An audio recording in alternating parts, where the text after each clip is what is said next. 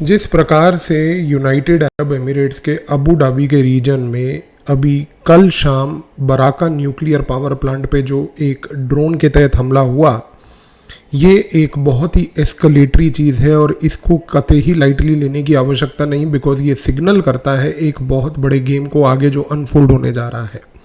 सबसे पहली चीज़ तो ये है कि इस ड्रोन अटैक को लेकर किसी भी संगठन या किसी स्पेसिफिक देश ने कोई रिस्पॉन्सिबिलिटी नहीं ली है कि ये ड्रोन्स उनके थे, लेकिन ये बात स्पष्ट है कि जाहिर सी बात है कि ये ड्रोन्स इराक की टेरिटरी से उड़े,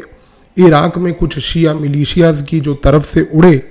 वहाँ से चलते हुए सऊदी अरेबिया को पार कर कर इवेंचुअली ये जब अबू धाबी के रीजन में एंटर करे, तो वहाँ पर जब इन्होंने इस न्यूक्लियर प्लांट के आउटर एरिया पे अटैक किया, इससे सिग्नल मिलता है कि मॉडर्न वॉरफेयर में कुछ बहुत बड़े बदलाव हो रहे हैं। सबसे पहली बात, शिया मिलिशियाज जो इस मोमेंट पर इराक की टेरिटरी में रहते हैं, जैसे ही उन्होंने इस पर्टिकुलर चीज़ का सहारा लेते हुए यहाँ पर ये न्यूक्लियर प्लांट को अटैक करने की कोशिश करी, ये कहना गलत नहीं होगा सबसे पहले तो कि इससे जो इल्यूजन था एक सेफ्टी का यूएई के अंदर, वो पूरा का पूरा कोलैप्स करता हुआ दिख रहा है। पिछले एक महीने की लड़ाई में ये बात तो ऑलरेडी प्रूव हो चुकी थी कि जो यूनाइटेड अरब एमिरेट्स ने एक सिक्योर्ड, प्रिडिक्टेबल, स्टेबल टेरिटरी का एक पूरा नरेटिव पिछले कुछ दशकों से बनाया था, जिसके तहत वो टूरिज्म हो, अंतर्राष्ट्रीय स्तर पर कैपिटल हो या लॉजिस्टिक्स हो, वो सब पहली बात धीरे धीरे कोलैप्स कर गया है। दूसरी बात, यहाँ पर जो 20 बिलियन डॉलर्स, 20 बिलियन डॉलर्स का बनाया गया ये जो प्लांट था, न्यूक्लियर फैसिलिटी थी, जिसपे यहाँ पर अभी एक ड्रोन आकर उसकी सिक्योरिटी को ब्रीच करके टारगेट किया, इससे लॉन्ग टर्म इकोनॉमिक पॉलिसी जो अबू धाबी की है वो भी अब कोलैप्स करते हुए दिख रही है। उसका सबसे बड़ा कारण ये है कि आज इस न्यूक्लियर प्लांट के तहत यूनाइटेड अरब एमिरेट्स की 25% इलेक्ट्रिसिटी जनरेशन यहाँ से हो रही थी। इस पर्टिकुलर प्लांट को टारगेट कर देने से एक चीज़ तो क्लियर हो गई कि इन मिलिशियाज ने, यानी कि या ईरान ने इनडायरेक्टली ये मैसेज देने को कोशिश कर दी है यूएई और पूरी अंतर्राष्ट्रीय मार्केट्स को कि पहली बात, हम जितने भी सिविलियन लेवल के आर्किटेक्चर्स हैं उनको कतई ही छोड़ने नहीं वाले। ये इसलिए भी मैटर करता है क्योंकि इस मोमेंट पर यहाँ ये कहना गलत नहीं होगा कि हमेशा युद्ध में पहले एक रेड लाइन ये होती थी कि जितने भी न्यूक्लियर प्लांट्स हैं उनको लड़ाई के दौरान ऑफ लिमिट्स रखा जाए। भारत और पाकिस्तान के बीच में भी झड़प हुई, युद्ध हुए, लेकिन न्यूक्लियर प्लांट्स पे अटैक नहीं हुआ। ईरान के इस मॉडल से एक प्रोबेबिलिटी ये अराइज करती है कि पाकिस्तान जैसा नापाक देश कल को अगर सिक्योरिटी ब्रीच करके भारत के किसी न्यूक्लियर रिएक्टर के आउटर केसिंग पे ऐसे हमला करता है, तो ये एक मॉडर्न वॉरफेयर का जो इंटीग्रल हिस्सा यहाँ पर बनते हुए हमें दिखा, ये अब एक जीरो सम डॉक्ट्रिन की ओर आगे बढ़ता जा रहा है, क्योंकि ये एक हाई कॉन्सिक्वेंस शिफ्ट होगा अगर ऐसा हुआ कि जिसके तहत आप स्ट्रेटेजिक लेवल पर इस प्रकार के न्यूक्लियर इंफ्रास्ट्रक्चर को पहली बात तो सैबोटाज कर रहे हो। अब ये पूरा का पूरा जो अटैक यूएई की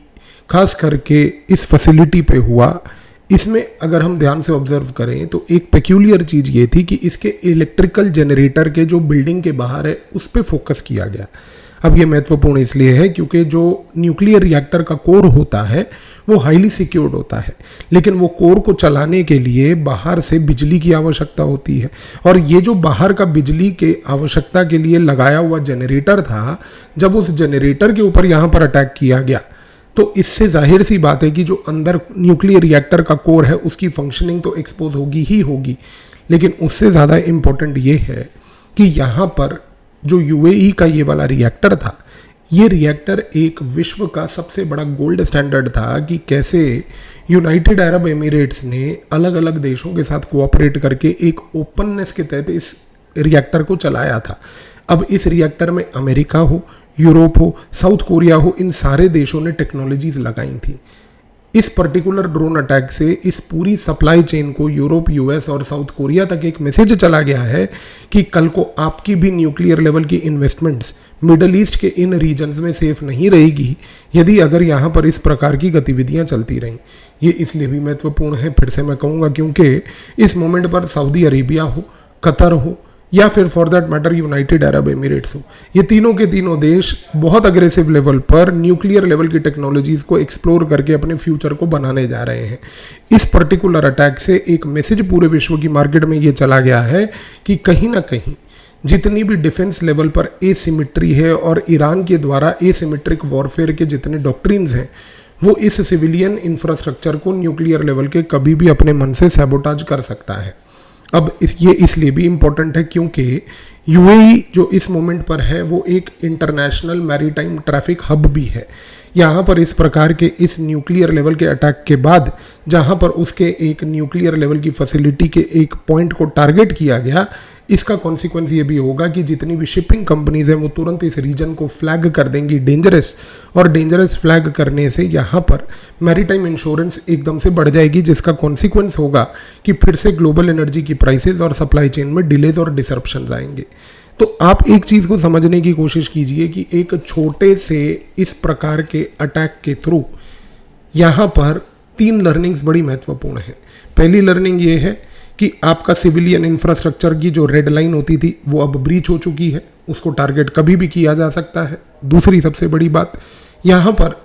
पूरे ग्लोबल सप्लाई चेन को डिसरप्ट फिर से किया गया फ्यूल के, क्योंकि मैरीटाइम लेवल पर प्राइसेस बढ़ेंगे। और तीसरा सबसे महत्वपूर्ण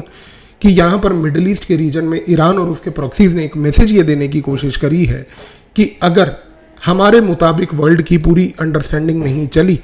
तो उस पर्टिकुलर केस में हम ये इंश्योर करेंगे कि इस पूरे रीजन के अंदर इंस्टेबिलिटी बरकरार रहे। अगर हम ग्रो नहीं करेंगे तो फिर विश्व की कोई शक्ति इस रीजन में ग्रो नहीं करेगी। लेकिन जैसा मैंने आपको बोला कि सबसे महत्वपूर्ण है पाकिस्तान का पॉइंट, कि क्या नापाक पाकिस्तान फॉर दैट मैटर इस पर्टिकुलर इंसिडेंट से कोई लर्निंग लेगा, और क्या वो लर्निंग लेकर कल को भारत के किसी प्रकार के न्यूक्लियर लेवल के इंस्टॉलेशन पर सस्ते ड्रोन्स के तहत अगर उसने अटैक करने की कोशिश करी तो ये साउथ एशिया के अंदर, भारत पाकिस्तान के अंदर भी एक बहुत बड़ा सिक्योरिटी गेम चेंजर होगा।